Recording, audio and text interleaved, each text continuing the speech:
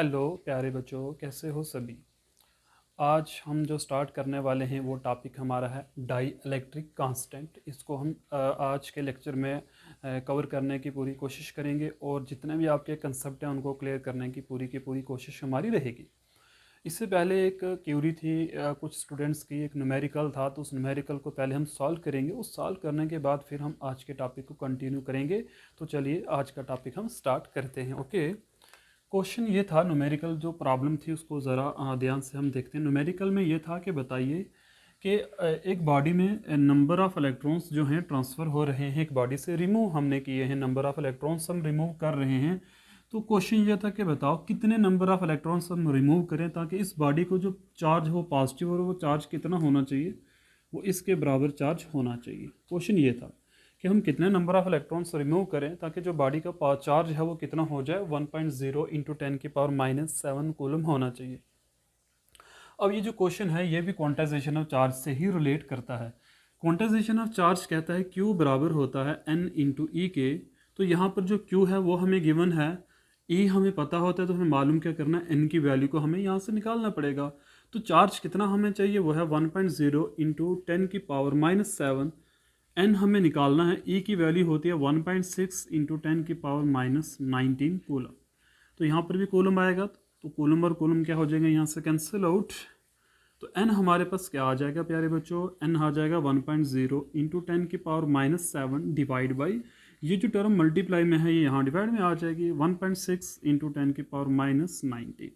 इसको जब हम सॉल्व करेंगे तो सॉल्व करके हमें क्या आ जाएगा, जब इन दोनों को हम डिवाइड करेंगे तो ये आ जाएगा 0.625 इंटू 10⁻⁻7 मल्टीप्लाई बाई, ये जो 19 माइनस का है ऊपर जाके किसका बन जाएगा प्यारे बच्चों, प्लस का हो जाएगा। ठीक है, इसको हम सॉल्व कर लेते हैं। तो सॉल्व करके हमें जो आंसर मिलने वाला है वो आ जाएगा 0.625 इंटू 10⁻19 में से 7 को अगर हम माइनस करें तो हमारे पास क्या आ जाएगा, 12 आ जाएगा।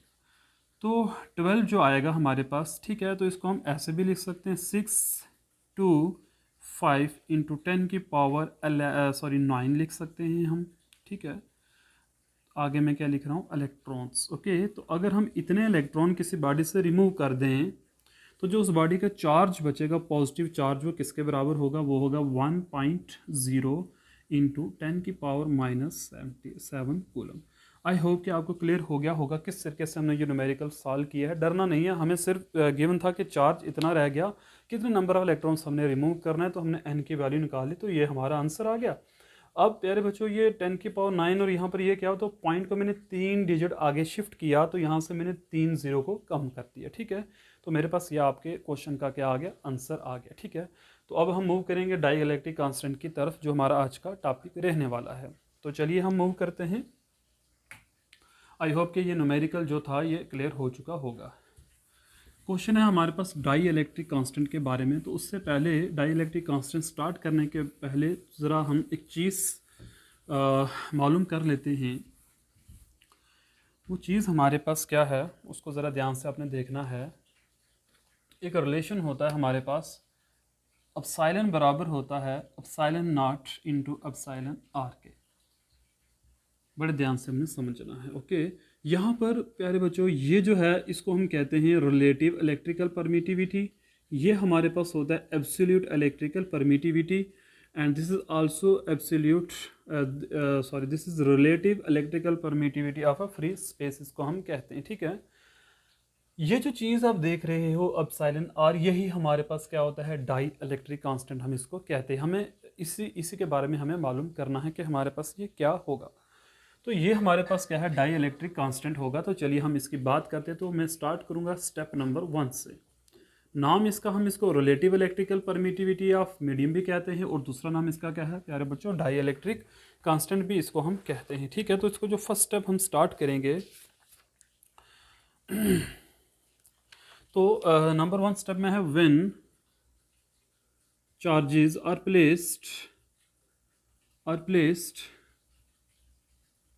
Are placed in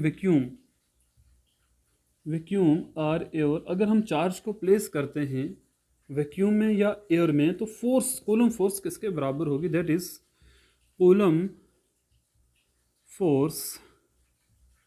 coulomb force between the charges वो क्या होगी, वो हमारे पास हो जाएगी F बराबर होगा सम कांस्टेंट के, और हम सपोज कर रहे हैं चार्जेस हमारे पास क्या है, Q1 इंटू Q2 हैं डिवाइड बाई, और यहाँ पर मैं K नहीं लिखूंगा, यहाँ पर डिवाइड करेंगे 4 pi epsilon nought into radius का स्क्वायर हमने ले लेना है। ओके, तो हमारे पास इसको हम कहेंगे ये हमारे पास एफ ए और आ गई है बच्चों। तो यहाँ पर ये जो एप्सिलॉन नॉट है इसको हम क्या कहेंगे, दिस इज एब्सोल्यूट इलेक्ट्रिकल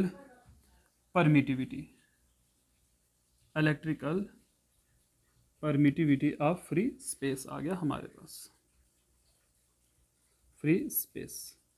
तो जब हमने चार्जेस को इस जगह ऐसी जगह पे प्लेस किया जहाँ पर हमारे पास क्या है, फ्री स्पेस की हमने बात की, तो वहाँ पर इस तरीके का हमारा जो कूलम लॉ आ जाता है।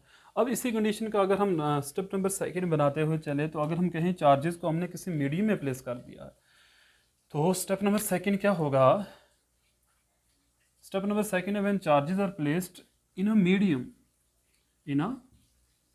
किसी मीडियम में प्लेस कर दिया हमने, in a medium that is Coulomb force between the charge, हमारे पास क्या होगी यहाँ पे एफ एम हम लिख देते हैं, और यहाँ पर आपको क्या लिखना पड़ेगा, एप्सिलॉन लिखना पड़ेगा। बाकी तो सब सेम रहने वाला है, ठीक है। और एप्सिलॉन क्या होगा यहाँ पे, रिलेटिव, इसको आप एब्सोल्यूट ही होगा ये students, absolute electrical permittivity of a medium होगा ये, ठीक है, of a medium. I hope कि यहाँ तक आपको दो स्टेप समझ में आ चुके होंगे। एक हमारे पास फर्स्ट इक्वेशन थी, एक ये वाली हमारे पास कौन सी इक्वेशन आ गई बच्चों, सेकंड इक्वेशन आ चुकी है। अब हम क्या करेंगे, इन दोनों इक्वेशंस को आपस में डिवाइड कर देते हैं। तो चलिए हम देखते हैं डिवाइड करके हमें क्या मिलने वाला है। तो इसको रब कर देते हैं।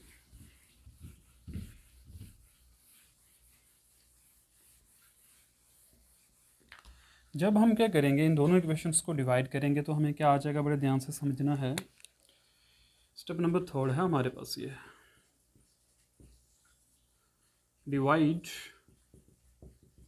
Equation first by second, we get, हमें क्या मिलेगा, फर्स्ट इक्वेशन में था f को डिवाइड करना है एफ एम से, तो उस इक्वेशन में क्या था, Q1 into Q2 divide by 4 pi epsilon nought into r का स्क्वायर, डिवाइड बाई यहाँ पर क्या था, Q1 into Q2 divide by 4 pi epsilon into r का square.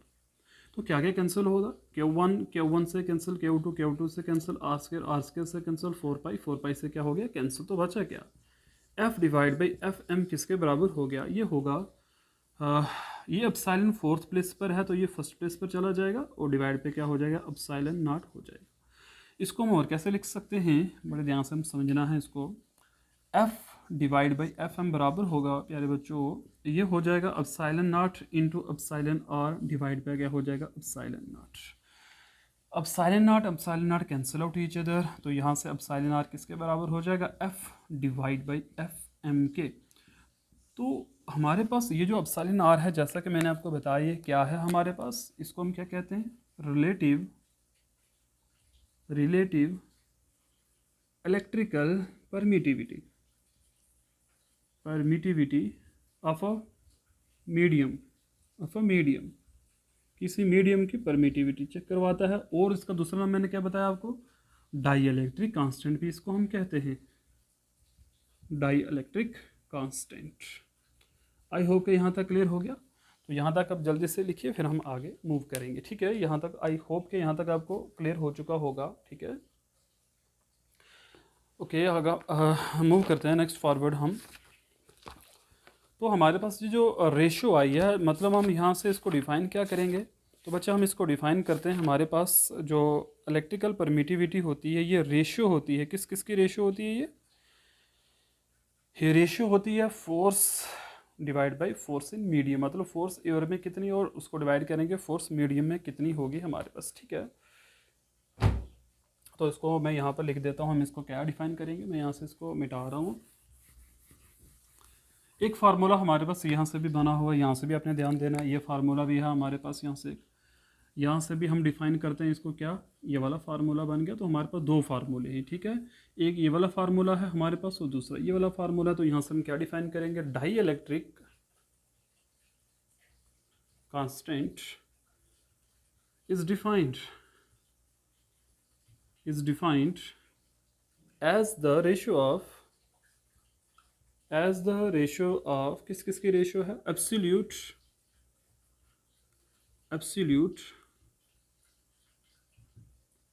absolute electrical permittivity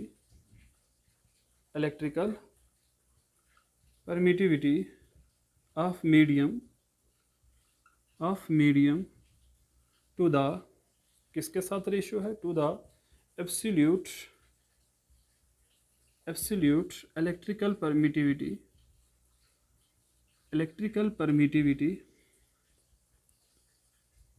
of free space। तो ये एक मैंने आपको डेफिनेशन बताई है इसकी, इसका यूज़ करके। तो अगर आपको ये डिफाइन करूँ तो क्या बोलोगे, dielectric constant is defined as the ratio of force of interaction between the charges in free space to the force of interaction between the charges in a medium. तो हमारे पास ये जो आया है इसको हम के से भी डिनोट करते हैं, ये भी अब याद रखना है। तो के बराबर हो जाएगा किसके, F divide by F M के, और इसको हम क्या डिफाइन करते हैं, epsilon divide by epsilon nought के। ओके, तो ये था हमारा आज का जो लेक्चर जो मैंने डिस्कस किया। इसमें हमने एक न्यूमेरिकल पढ़ा बच्चे, और दूसरा हमारा जो टॉपिक था डाई इलेक्ट्रिक कांस्टेंट का, वो भी हमने कवर किया। इसमें अब याद ये रखना है, हमारे पास अगर मेटल्स होंगे तो मेटल के केस के अंदर के को हम कितना ले लेते हैं, इन्फानाइट ले लेते हैं, ठीक है। अगर हम एयर की बात करें तो एयर के लिए डाई इलेक्ट्रिक कांस्टेंट को हम वैल्यू लेते हैं 1.006। तो डिफरेंट मीडियम्स के लिए हमारे पास डिफरेंट वैल्यूज़ हैं इसकी।